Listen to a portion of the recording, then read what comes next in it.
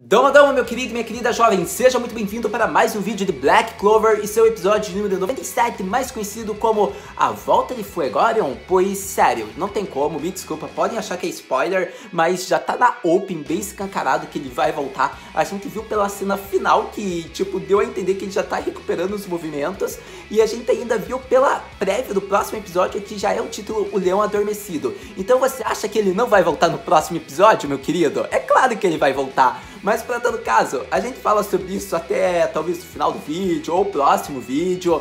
Vamos esperar ele acordar. Mas sim, isso já foi um fato interessante e mostrou muito foco nele. Então a gente já pode deduzir que logo logo ele voltará. E pelo título, provavelmente é semana que vem. Mas para todo caso, vamos falar desse episódio. Afinal, a gente teve essa cena que eu já destaquei, mas eu gostei bastante de ver, digamos que o Asta. Afinal, ele usou rapidamente a transformação dele e ele já voltou para a forma humana. E isso a gente viu também que foi um motivo talvez para que não causasse uma exaustão. Para todo caso, tem muita coisa pra gente conversar, então vamos falar sobre Black Clover e seu episódio de número 97, mais conhecido como a derrota de Yami para os elfos. Mas então vamos falar do nosso querido Capitão dos Touros Negros, que podemos dizer que ele foi derrotado entre aspas, por conta que o golpe que ele fez era realmente para talvez deixar a Charlotte incapacitada, mas o real objetivo era também proteger a cidade. O golpe que ele produziu ali, que foi o quarto imbuído das trevas, eu não lembro bem o nome da técnica, mas a gente viu que ele executou para aguentar o golpe mais forte que a Charlotte iria realizar. Então foi para proteger a cidade do impacto. Foi estratégico a técnica do Yami, pois ele perfurou a técnica da Charlotte, ele ainda conseguiu meio que acertar aquela manopla que era o protetor do braço dela, só que o golpe dela claramente foi mais forte, mas foi com esse objetivo, para conter o impacto das duas técnicas, para que a cidade não fosse mais destruída do que já está e para que ninguém se machucasse. Tanto que vemos que o único que se machucou foi o Yami. Essa técnica da elfa ainda acertou ele, mas acontece que foi proposital, pois assim ele conteve o impacto das duas técnicas. Então eu diria que o Yami foi muito inteligente nessa hora. Vemos que a própria elfa admite que os humanos ficaram muito habilidosos,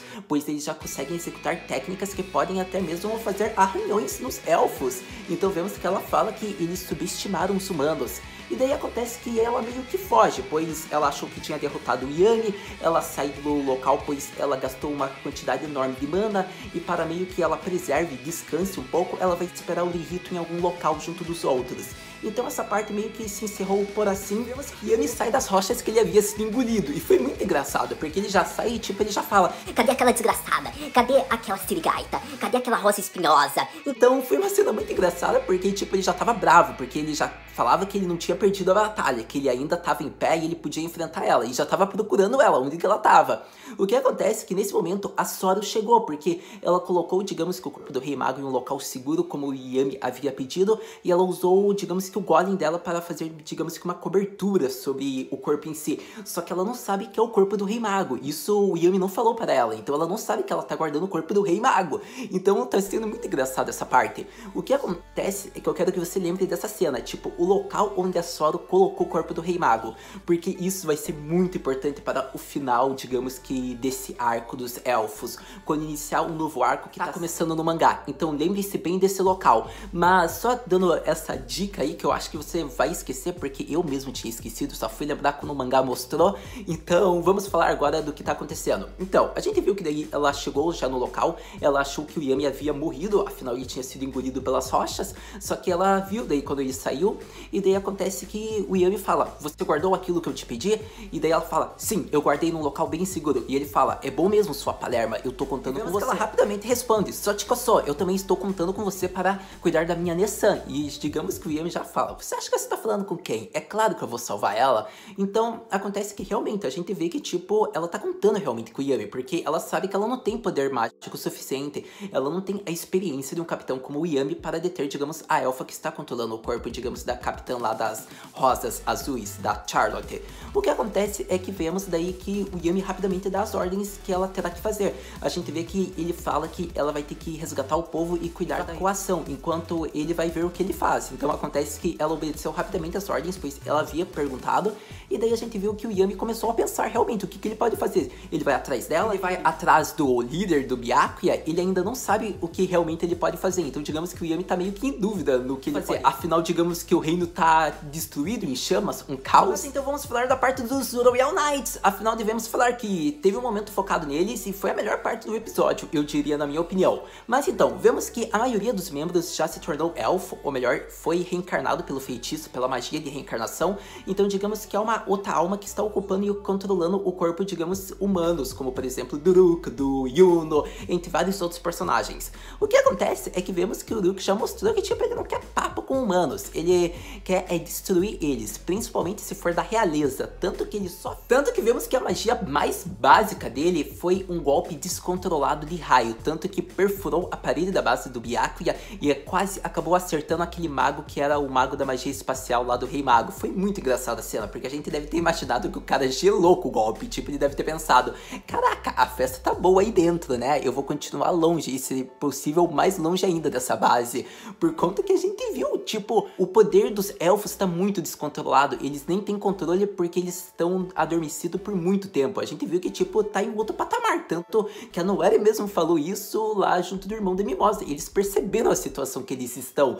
Então, tipo, a magia mais basiquinha assim, que, tipo, foi totalmente descontrolada e quase acabou matando a Noelle, porque se acertasse ela, ela ficaria inconsciente no mínimo. Vemos que a batalha continuou, afinal eles teriam que se defender contra, digamos, os elfos, tanto que a Noelle usou lá aquela magia de defesa dela do dragão. A gente viu que o irmão da Mimosa usou a parede de cerejeiras. Então acontece que o Ruka, ou melhor dizendo, o elfo, assumiu o controle do corpo e utilizou a transformação elétrica, tanto que perfurou as defesas. A gente não sabe o desfecho da luta por conta que a luta provavelmente vai continuar nos próximos episódios.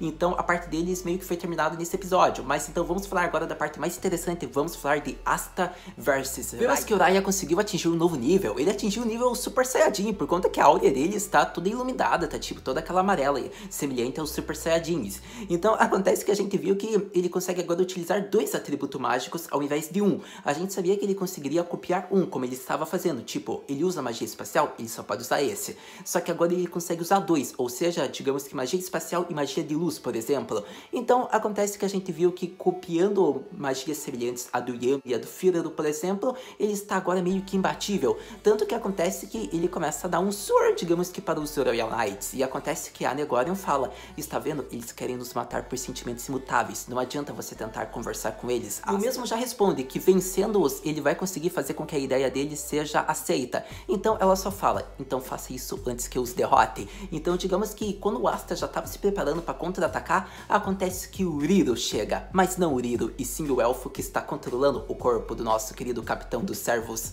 cinzentos. Então, mostrado que a antimagia do Asta não terá efeito contra a magia de reencarnação dos elfos, tanto que o Asta conseguiu atingir o corpo do Riro e realmente não houve quebra de feitiço.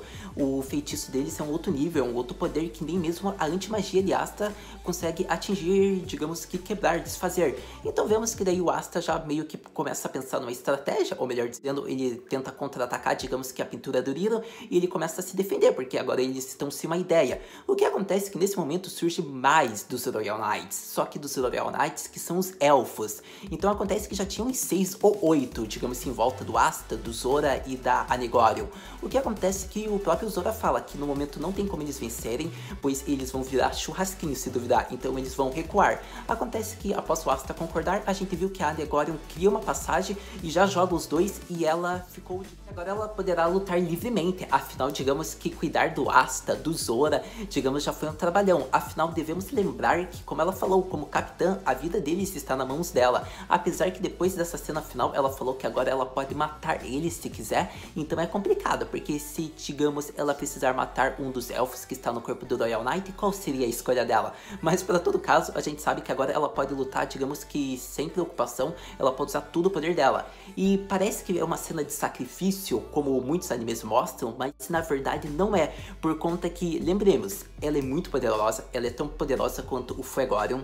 Eu diria que de nível de poder ela é tão boa quanto o Yami ou o Rei Mago, e devemos lembrar que o próprio Raya admitiu, se ele for pego num golpe da zona de mana dela, ele vai ser exterminado. Então digamos que ela pode dar muito bem conta de 8 ou 6 elfos, pois ela é muito poderosa. Mas é isso o que eu acredito, e não se preocupe, pois ela é uma personagem muito forte, muito querida já na obra. Eu acho bem difícil de matarem ela, sendo que já mataram talvez o Rei Mago. Mas então era isso que eu queria comentar sobre Black Clover, seu episódio de número 97, meu querido e minha querida Kohai. Foi um episódio que eu gostei de várias partes, eu falei ao todo como é que foi o episódio, mas eu acho que a parte que eu mais gostei foi a parte que o Zora criou as armadilhas dele e a gente não percebeu, ou melhor dizendo, nem o próprio Raya percebeu que ele plantou várias armadilhas em torno da luta. Afinal, ele ativou as magias dele para criar a brecha para que o Asta conseguisse atingir o Riddle com a antimagia, para eles verem se a magia seria desfeita. Então foi a cena de longe que eu mais gostei do episódio, pois a gente viu que mesmo parecendo o Zora é a mente, ele sempre tá montando a estratégia, as armadilhas dele.